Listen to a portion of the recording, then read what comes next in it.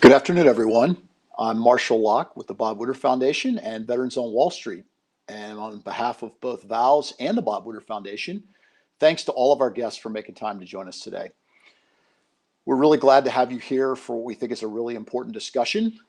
For the veteran community, this is a particularly important time of the year. May is Mental Health Awareness Month. June, right around the corner, is PTSD Awareness Month.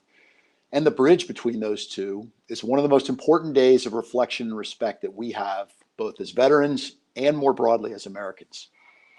It's the chance to honor those who've given their lives in service to our country. It's a time that can be challenging for many in the veteran and military family community as we remember those who served alongside us but did not return. At Veterans on Wall Street, one of our goals is to share relevant and compelling content like this with all of our partners. That's the firms who make up the consortium that is Veterans on Wall Street, over 100 leading firms who've committed to supporting the veteran and military family community, and to that population that we serve, our veterans, their family members, and even those on active duty who are still serving who may be able to join us for this discussion. You know, mental health continues to be a critically important topic, but not just for the veteran community, which is why we felt that this was especially important now for our Veterans on Wall Street audience. We know that our veterans are leaders, whether that's in uniform or in the corporate world, and they're likely to be thinking about a teammate to the left or right, perhaps less about themselves. For a lot of folks out there, they hear that, they've heard it a few times, but I would even challenge you, talk to those veterans you know, ask them about their service. And one of the things they're going to do is they're going to tell you about someone else they served with. That's the story they're likely to tell you before they're going to talk about something they did.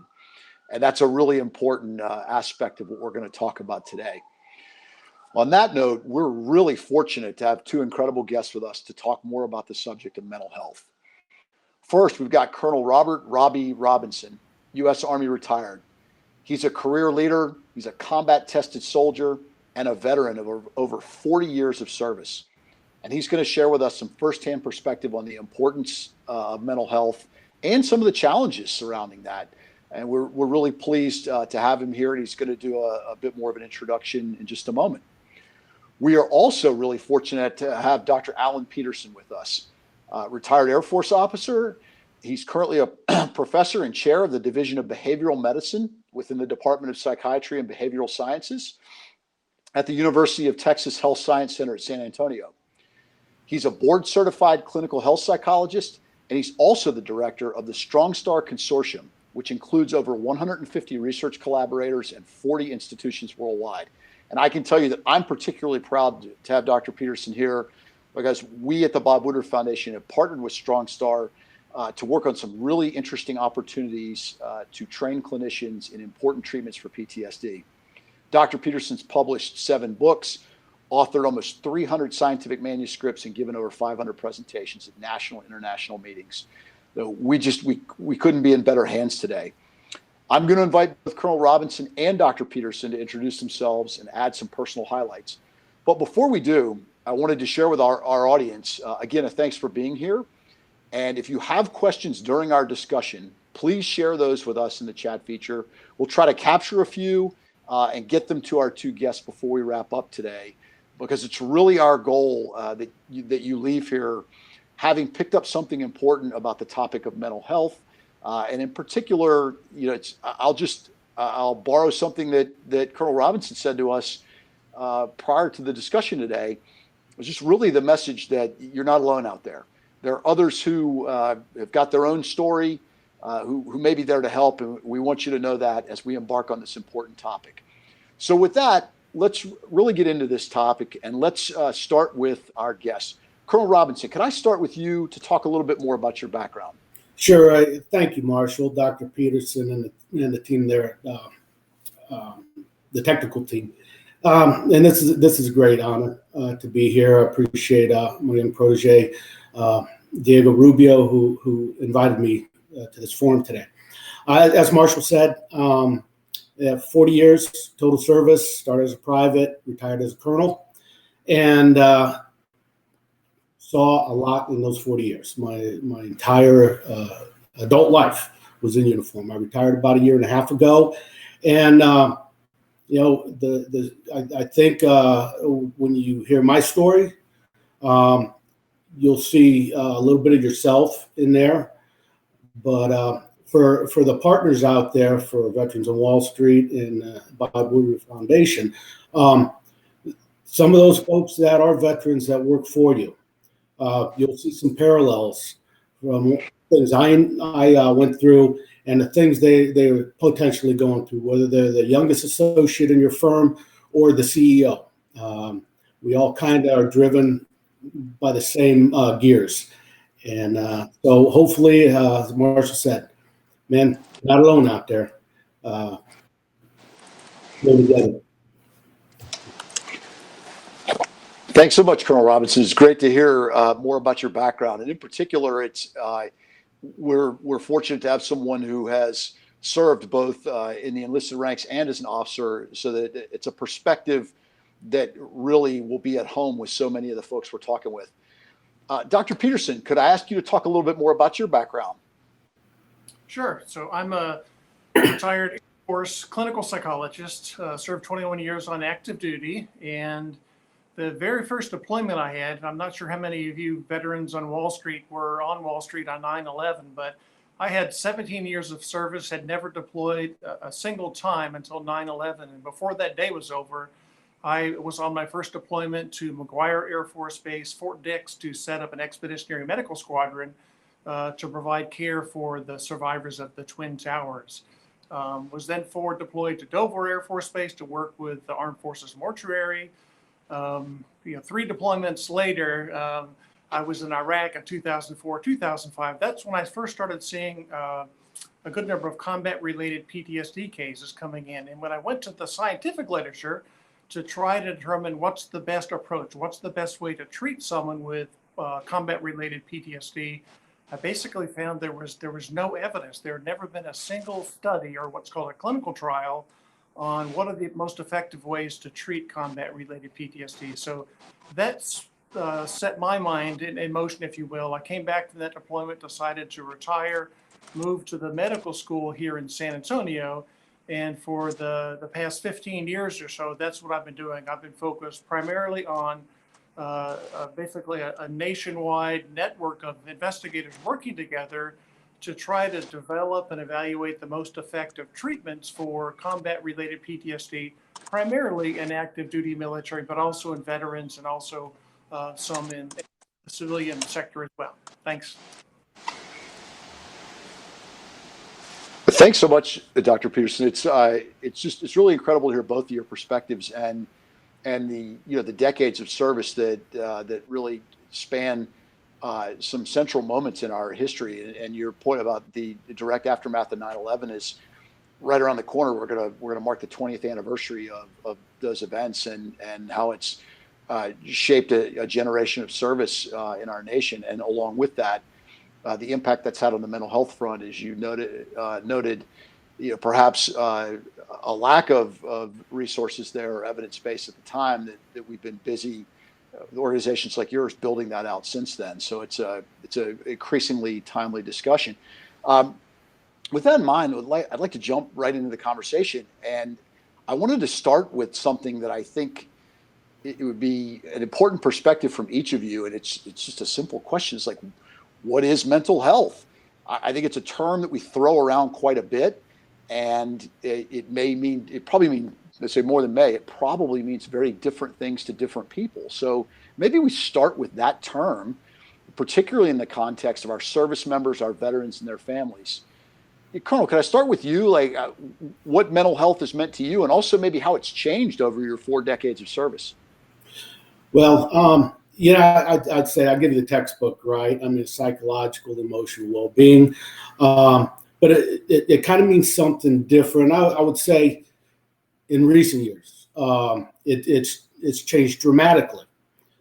In the late 70s through the 80s and 90s, it was suck it up, cupcake. Don't want to hear it. Shut up and color with colorful language. But there wasn't time nor effort put into the mental health of our soldiers. We cared about them passing PT tests, but we sure didn't pay much attention to the mental part of that. But now I would say Dr. Peterson is a great example. It means a lot. It took enterprising pioneers like Dr. Peterson to get out and try to get out in front of it because it's a tough nut. I would say mental health is certainly viewed differently today than it once was, but we're still struggling against it, right? I mean, all the services, the Department of Defense, they're working very hard to help our service members, our veterans, their families. And it's fine. It looks good at a policy level. But at the execution level, it's a little more difficult. We've got to keep fighting it. Well, I think that really highlights a nuanced perspective that how do we retain some of those things that are so familiar to us in the military and veteran community, that idea of suck it up and drive on, or, pick up the pack, distribute the load and keep moving. Like, that's what we do, but also recognizing that over time that takes a toll, and that it can have as much of an impact on our combat readiness and effectiveness as anything else. Dr. Peterson, I'd like to ask you the same thing from your perspective, knowing that you've seen this from the clinical and academic side through a time period when there may have been very few resources or evidence-based, to now we're making some progress. If you'd offer a similar perspective on what this means, especially for the military community. Sure. So I actually served most of my military career before 9/11 working in what's called behavioral medicine. So working with medical patients that have either psychological or lifestyle factors that may have an impact on physical conditions. And I think a common misnomer is that something is either physical or it's psychological, if you will. And the reality is there's levels of physical fitness and there's levels of psychological fitness as well. And all of us are on some continuum that's there. So from my perspective, mental health or psychological health or behavioral health, depending on what you want to call that, there's various levels of that. And I would suggest, I actually think the military does a great job of training people to be physically fit. And I actually think they do a great job of training individuals to be psychologically fit as well. I think the military does a great job training individuals to go to battle, to go to war, to do their job. And when they're exposed to things that are similar to what they were trained to do, I think they do a great job. The piece that the military hasn't done a great job on, and from my perspective, it's not their primary mission. The primary mission is not to figure out how to do the opposite of that, right?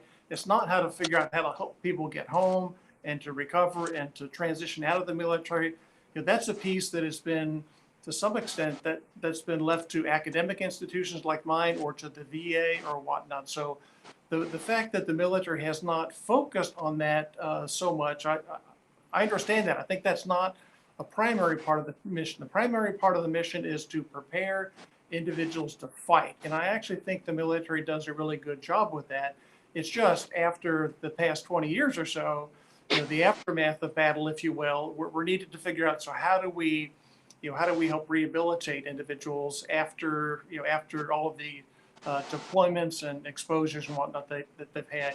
It's interesting, over time in my career, they've changed the name of the clinic, and we'll talk about stigma, I think, a little bit today. But at times they've called it a mental health clinic. Of course, nobody wants to go to the mental health clinic. Then they changed it to behavioral health, and then they call it the life skills clinic. I call it psychology. I mean, you can paint the barn a different color.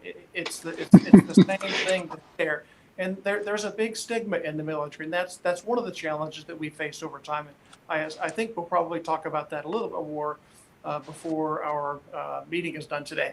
Thanks. Absolutely. And I definitely want to come back to that notion of stigma, because I think it's a really important one.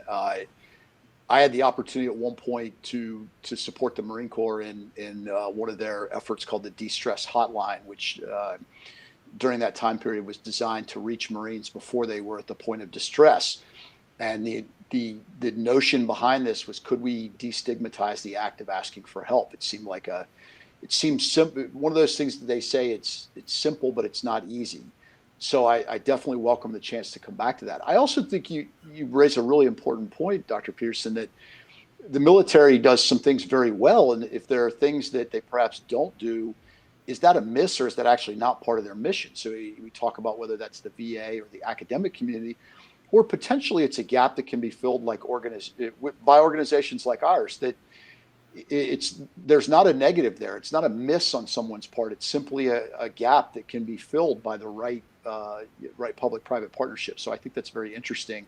We can revisit that a little bit, and just the idea that over time these things have changed or evolved as we've seen it go forward. I think it's interesting you mentioned the op tempo. Is after 20 years of sustained operations at some level, it's difficult in a sustained op tempo like that to find time to catch up on some of those efforts. And I think that's one of the things that Colonel Robison can tell us a little bit about. An important part of this is really just to hear more of your story. So, Colonel, if you don't mind, you have such an interesting background. If you're willing to share a little bit of your story and how mental health is factored into that, sort of personal and professional basis, over your 40 years of service. Sure. Thank you, Marshall. Well, first off, to the audience, I sit before you. I'm a dishonest man. Now, that sounds like a kind of crazy statement for somebody who spent 40 years in a profession imbued with honor. But I'll explain what I mean by being dishonest. Like other services, soldiers, you're attracted to this profession because you want to be a soldier.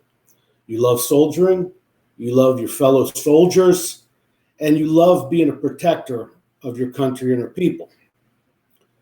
But for you to do that, that's a privilege, or continue to do that, you have to be relevant, right? You have to be ready. You have to be deployable if you want to continue to soldier. And that is it's a hard thing to say, but in many cases we are our own worst enemies. Therein lies the dishonesty part, right? We all know last 20 years, man, it's been a bullet train in a blender. Unbelievable. Old guys like me, young guys. It just has been relentless. In the Army, we come in, we get an annual physical. Mostly you just do what we call periodic health assessment. The other services have it. And they're pretty pro forma, right? Do you smoke? No. Do you drink? Yes. How much? 2 beers a year. You're not being honest, right? You ever had thoughts of hurting yourself or others? No, of course not. And it goes on and on. And you answer that way because you want to remain relevant. You want to remain deployable because you love what you do. But as Charles Hackworth said, every man has a bottle, and that bottle will eventually fill up. And if you keep packing sand in that bottle and there's no release for that sand, the bottle fills up. Well, in my case, I was dishonest. But you know what? It's okay because there were too many people counting on me. I didn't want to let anybody down. The enemy's always forward. The objective is forward. So you keep your head down and you continue to march. You don't look to your left. You don't look to your right? There's no time to reminisce. There's no time to amble down memory lane. So what do? I compartmentalize like so many of us do. I put it away in a chamber in my brain, and I locked it and threw away the key. And that worked until it didn't. I always knew intellectually it's a temporary solution to potentially a permanent problem. But it didn't matter because we're going to stay in the fight. Remember, the enemy's forward, the objective's forward. Just keep driving. And that's what I did. And it didn't always work. I wasn't always successful. When I got back from Iraq the first time, maybe a couple months afterwards, been in a briefing, and a picture of a blown up striker pops up on the screen. Pretty innocuous. I've seen hundreds of blown up vehicles. Well, it wasn't the same this time. I immediately heard the wind rushing between my ears. My eyes were rolling back in my head. I broke out in a cold sweat. I was shaking uncontrollably. It was completely visceral. And it hit like that. I mean, it came from out of nowhere. Got back to my office. My staff was, holy crap, sir, what happened to you? What's going on? I'm like, man, I don't know. Well, you know what it is. It's PTSD. I never had an episode like that prior, and I haven't had one since. Thank God. But it was an eye opener for me. It doesn't matter, okay? Because the mission was still forward. So you get past it, you sock it away, you lock it away, and you keep going. And again, pretty successful, right? If you don't think about it, you don't worry about it. And I didn't. And, I went through the same things everybody else does when you come home. We're going to talk about families and effect on them a little bit, I believe. But, you come back, you're aloof, you're disconnected, you're hypervigilant. The same thing happened on all my deployments. I mean, you just know it's coming. Whether it was a hard deployment or an easy deployment, kind of the same factors created the situation. And most everybody does. When I was coming up, and I thought it worked until it didn't. My last assignment in the Army, I was very blessed. I've never heard of many people having this opportunity, but I was the director of Army Forces Jordan. My last assignment in the Army after 40 years was a deployment. And it was a great deployment, but the thing is, it was a deployment. There's separation. The last 7 years of my career, my wife and I lived together too. That is extraordinarily unnatural, for one thing. It's not what she signed up for, I'm certain. But even those things like that, the separation, when you know you should be home, and it compounds. Op tempo's weighing on you. The generals are yelling at you. Your captains are letting you down. And you pack it away. You just put it in a ruck and continue to march. And then came redeploy. That bullet train came to a screeching halt for me. And now I got time. Now I have time to reminisce. Now I have an opportunity to take that amble down memory lane. And boy, I didn't like what I was remembering. And it was very difficult. I'll be honest with you. The last 6 months of my career was really committed to transitioning out of the Army and trying to get myself physically and mentally right. Because remember, I'm a dishonest man. I lied about my physical condition, right? I lied about my mental condition. And you have to do that. Like you're putting stones on one side, gold on the other. Okay, am I too broke mentally to lead these soldiers? I don't think so. I think I do a pretty good job. So you kind of like, okay, man, risk reward. I'm better being there than I am not being there. Give yourself too much credit, I suppose I did, but it all kind of worked out, but it built up too. So my bottle was packed, and I didn't realize it till the end. And then things that come back to haunt you. How many young fathers were not making it home to see their kids because of decisions I made, whether they were tactical or strategic, it's irrelevant. These are decisions you make. It's combat, it's war. These are decisions you make, but it doesn't matter. You got to own it. And I did, and it weighed heavy on me. So during that transition, I got banged up in Jordan. Great mission too, by the way. You're supporting the Defeat ISIS fight. A lot of good reasons to be there, but got banged up physically and came home. So they're trying to work on my body, but that's causing more stress on my mind because it wasn't working right. And then the memories. From the time I actually left active duty until probably today, I think I got the ghosts on the run, but they will always be there. And I have been able to, my bro, he calls them brain mechanics, not a pejorative, Dr. Peterson, that's just what he calls them. But they had to do a lot of tinkering in there because everything was packed in there, it was jam-packed in there, it was locked up, and it took a hot minute to open it up. And would I say it was cathartic or therapeutic? Not particularly. Not particularly. I liked it a lot better when I didn't have to think about it. But I also knew how the long-term damage that potentially would cause me and my family, and I would kill myself before I did anything to hurt my family.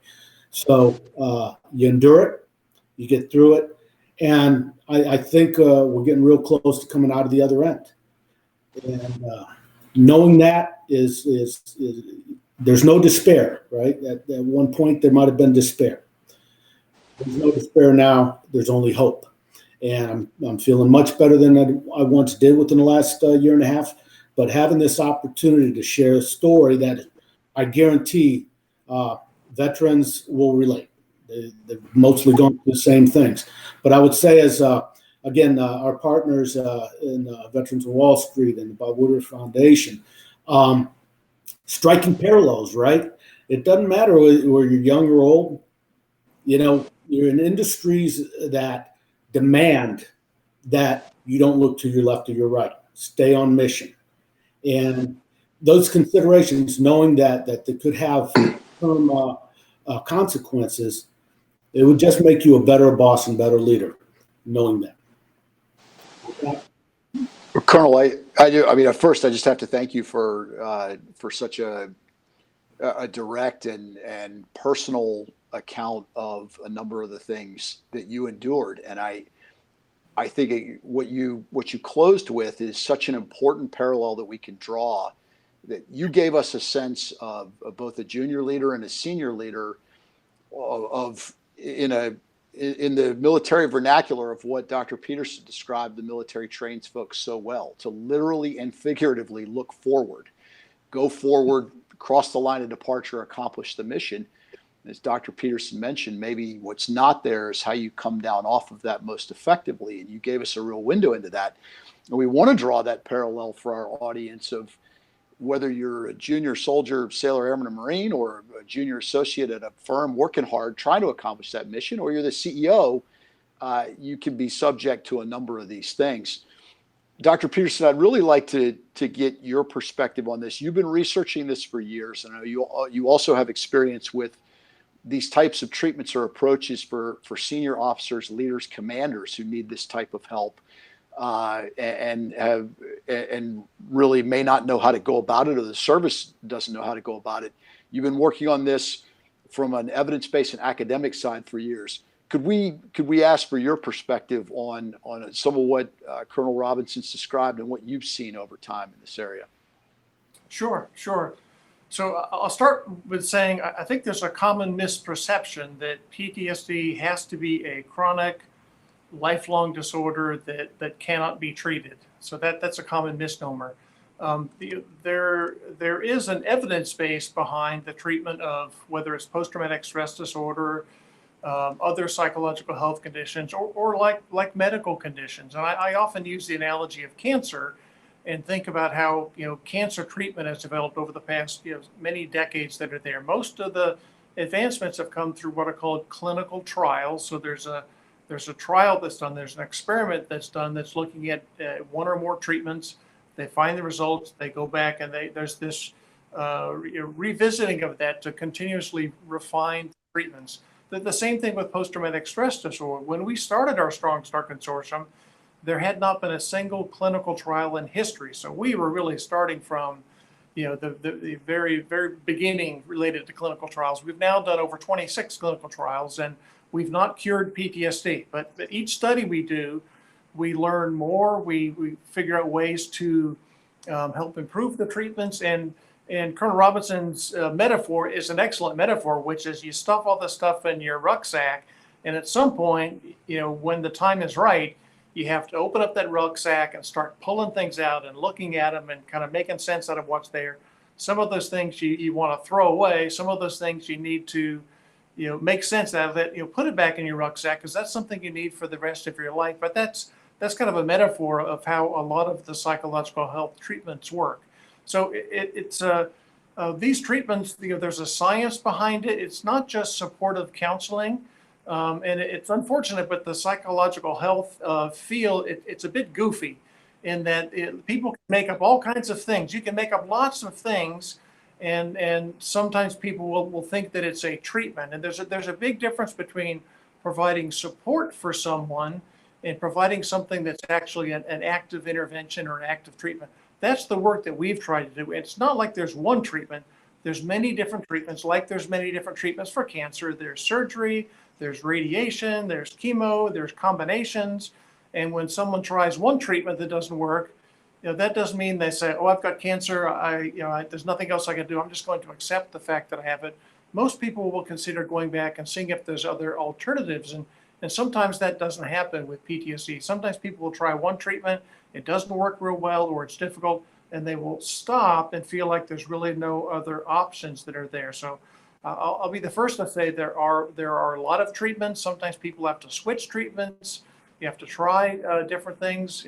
Not every treatment will work for every individual, but the more work we do, the better we get at treating individuals. And our goal with Strong Star for active duty military has been to treat people so that they can be fit for duty, be willing to deploy again if they're asked to deploy, and we're doing well with that. About 50%, close to 60% now, we're able to treat in what I would call into remission. So they no longer have clinically diagnostic post-traumatic stress disorder. They're good to go. They're fit for duty and they can deploy again. And we've deployed many individuals after they've been treated. The other piece I'll say is it's interesting with trauma exposure. Most service members that are deployed have hundreds, sometimes even thousands of trauma exposures, what they call potentially traumatic events. Most of those, they're really well trained for that, and they manage just fine. It's these one-off things that occur that are just beyond human imagination that occur. Those are the things that trip people up. And when we talk with service members and veterans, and you hear the stories, they never stop. The amount of unbelievable events that you just couldn't even make up that occur. And when I hear those stories, I think if that were me, I would have PTSD as well. There's some things that occur that almost no one would not be able to recover through a particular event and not develop PTSD. That being said, again, there's lots of other events that occur. The first firefight, ambush. Sometimes people are so well trained for that they manage with it really, really well.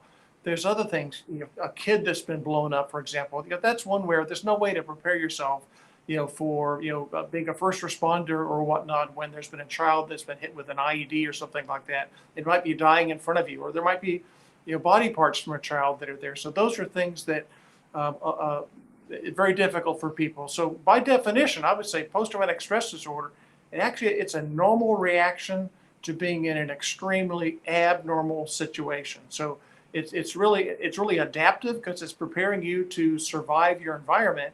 And when you are in a life-threatening environment, your body will react to kind of protect you. So it's a normal reaction to being in a very abnormal situation. By definition, things that occur in the war zone, things that occur in combat are some of the most horrific experiences anybody can ever have.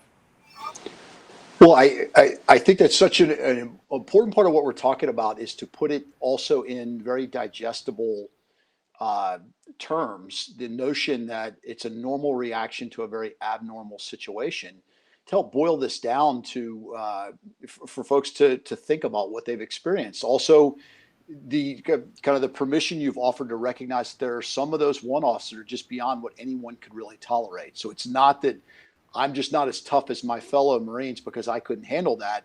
To your point, Dr. Peterson, like no one should really be able to handle that. It's so outside the realm of what we're prepared for.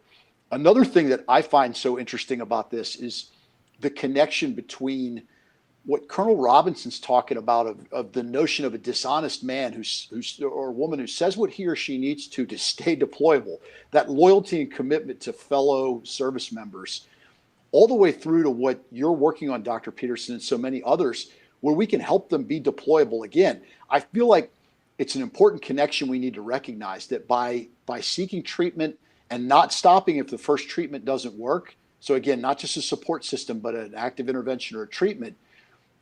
Service members may be able to achieve exactly what they want. What Colonel Robison talks so passionately about is, I want to be back in my unit. It's what we've heard so often. So it's an important thing that also calls to mind, I guess, my next question. And Colonel Peterson, or I'm sorry, Dr. Peterson, I'll come back to you quickly on this. Knowing what you know about the fact that 50 to 60% with the right active intervention can be deployable again, and knowing that you're really helping address what some of Colonel Robinson talked about, what helps people take that first step of asking for help? What helps them get started on that path when otherwise what we've heard is they may not be inclined to go down that path? I mean, I think it varies for many individuals. For many individuals, they're at the point where they're dropping their retirement papers, right? They're driving on, they're sucking it up. They want to continue to serve as best they can, and they're afraid to come in. Now, I think we'll get back to the stigma in a moment. But part of what I want to say about stigma is not just a figment of individuals' imagination. If you are active duty service member and you seek out mental health care, there's no guarantee that it is not going to have a negative impact on your career. So that's a risk that people are very much aware of. And we've been working towards trying to improve some things, but it's not as if all stigma is just something that's in a person's head and there's no truth to that, because there are times when someone will have their weapons bearing taken away. They may lose their security clearance. There's things like that occur, which are part of the reasons why many people are hesitant to come in. So sometimes it's because people are at the point where they don't have anything to lose anymore. They're getting ready to retire. They're ready to come in. Sometimes it's because they have hit rock bottom in some way. Their spouse is leaving. Their family is leaving them. It's reached the point where they're not able to function at work. So sometimes it takes getting to that point. Another thing that's happened more often recently, as there's more and more evidence-based treatments, more people that have gone in for care. If you hear something from someone else, if you've got a buddy that says, I was feeling some things similar to you, and here's what I did, and it was really helpful to me. So rail-based people are much more likely to trust a buddy or a service member than they are like a mental health person or a doctor.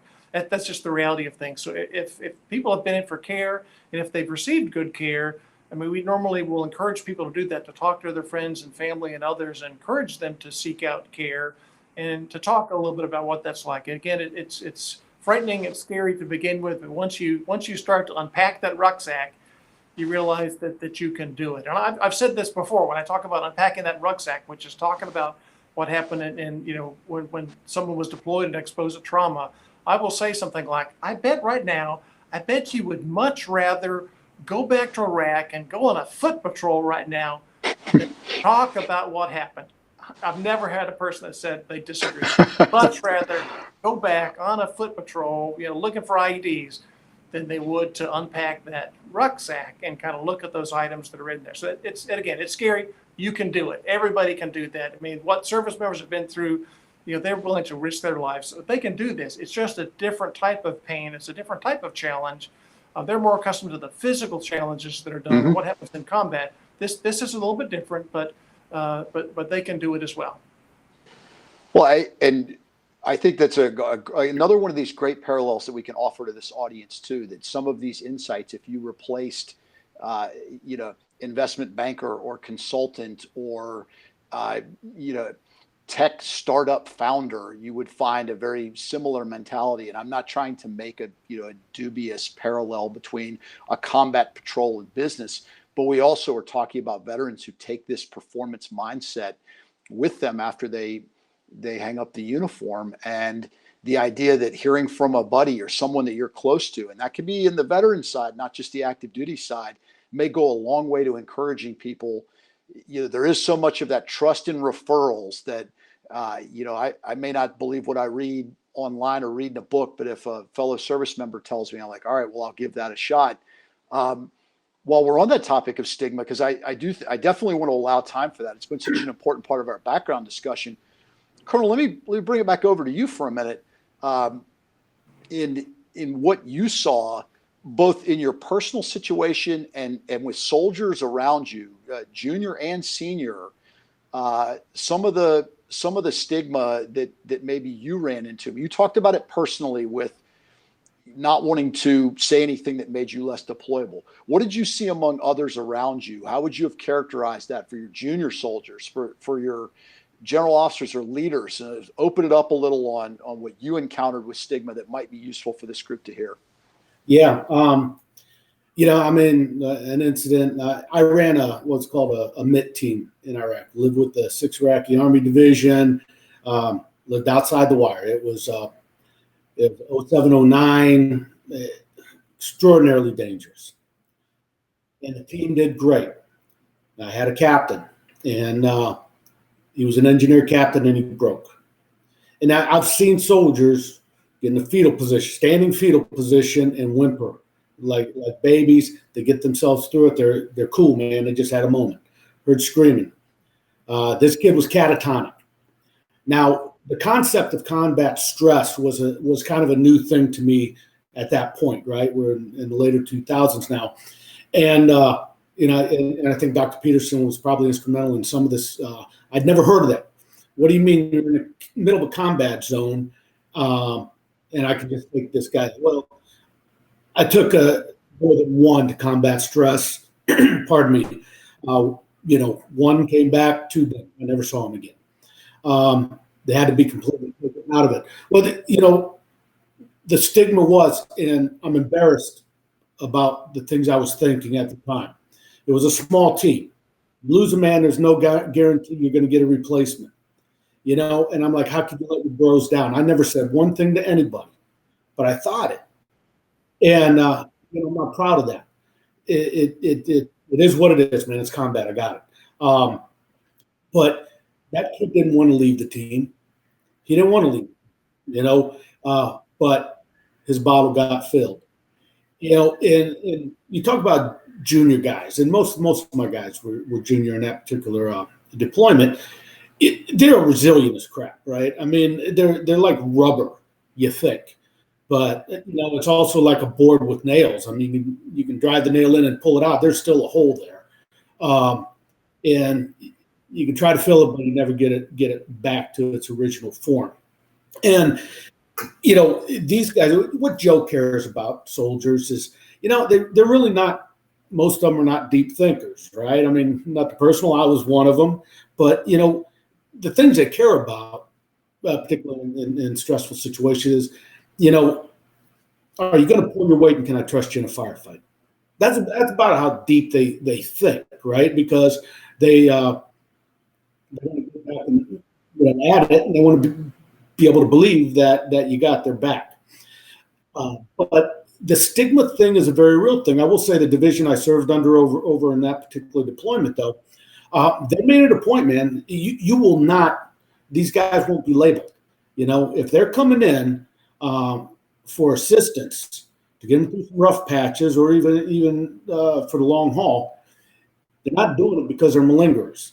They're doing it because they have very real issues. So, I learned a great deal during that deployment. Just thinking thoughts that these people don't want to be there. That was wrong-headed thinking. It was just wrong-headed thinking. Does it exist though, institutionally? It still does. It still does. But we're trying to get better as a department. There's nobody out there in the senior leader world that doesn't know exactly what we've put our young people through. We all recognize it. We all know it. We put ourselves through it too.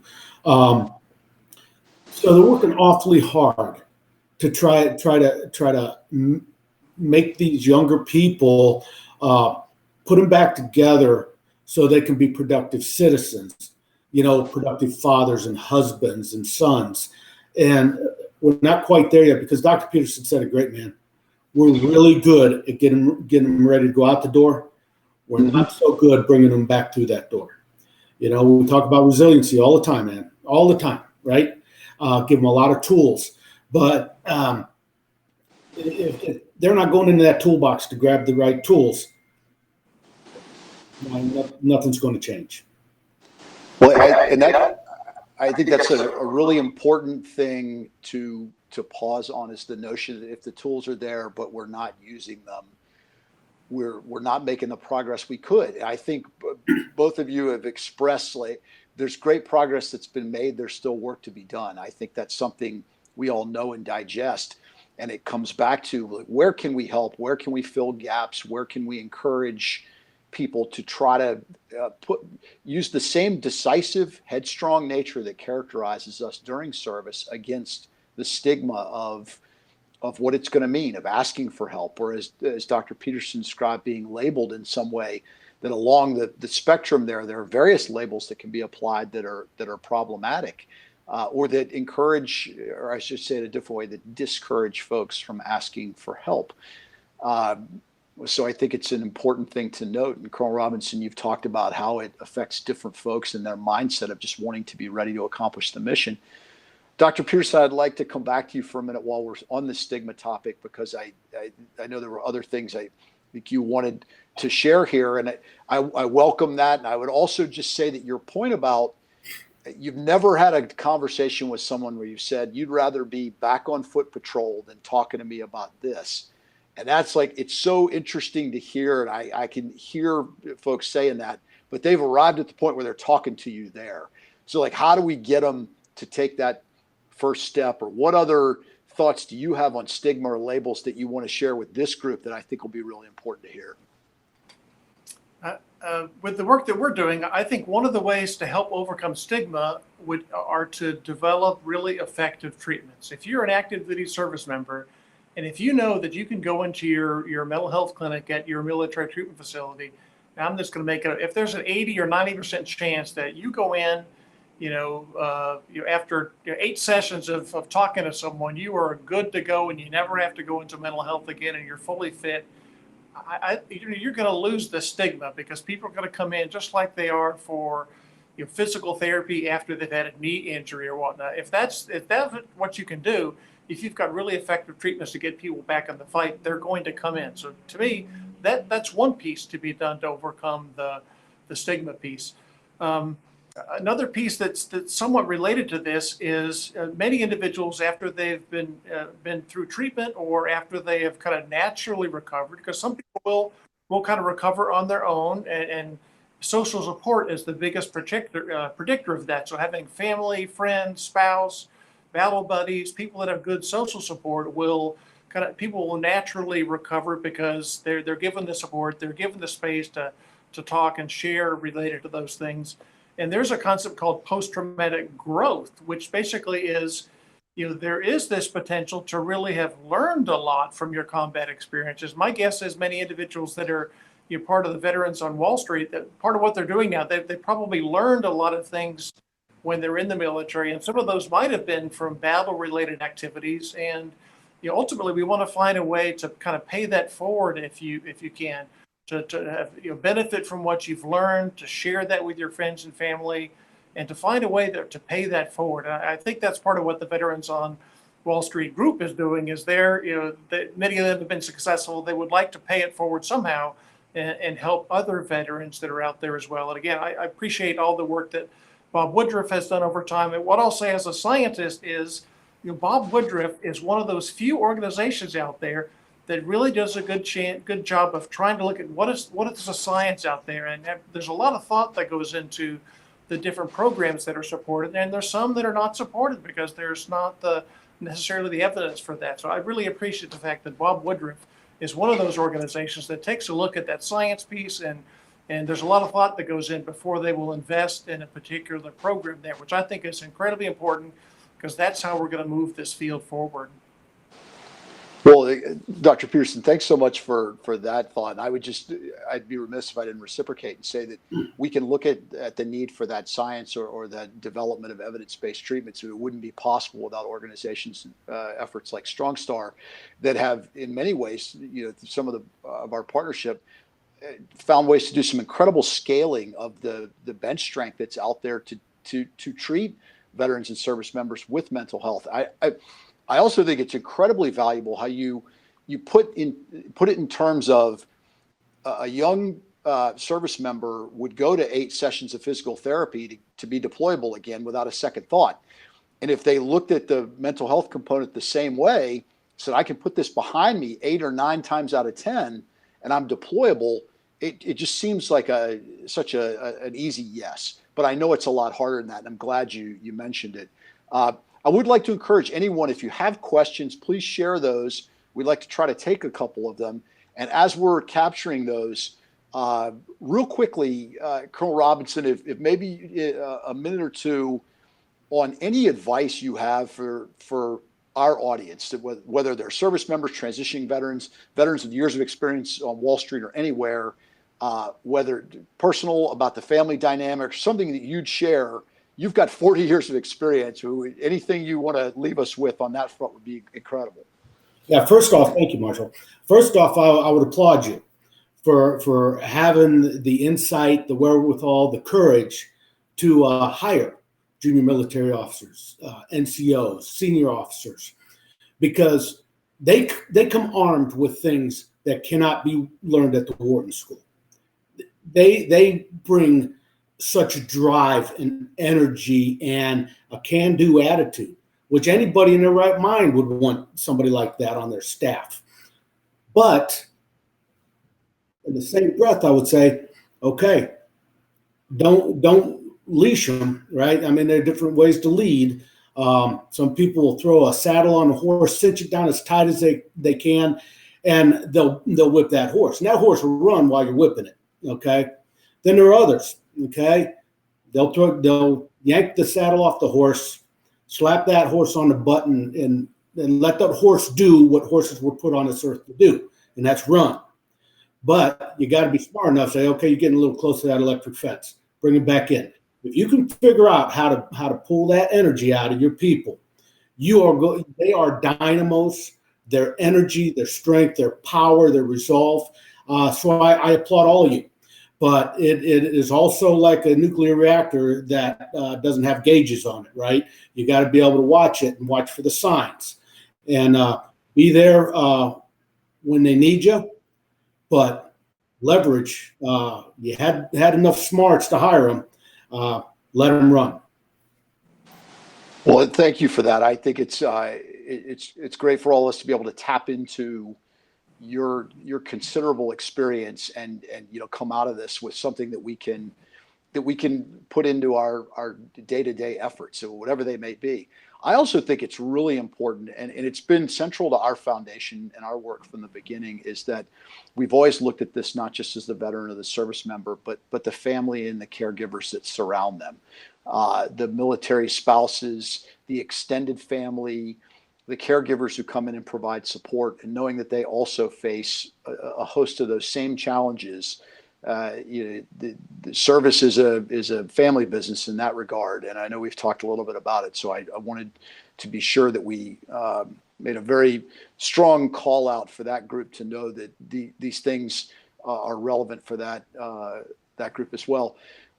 Just as we wrap up, Dr. Peterson, one of the things that you mentioned briefly was that notion of post-traumatic growth, and I wondered if there were other, whether they are topics or resources that you could offer briefly for folks out there who want to do a little bit more reading or need a place to start that you could recommend just to help them get going on this topic.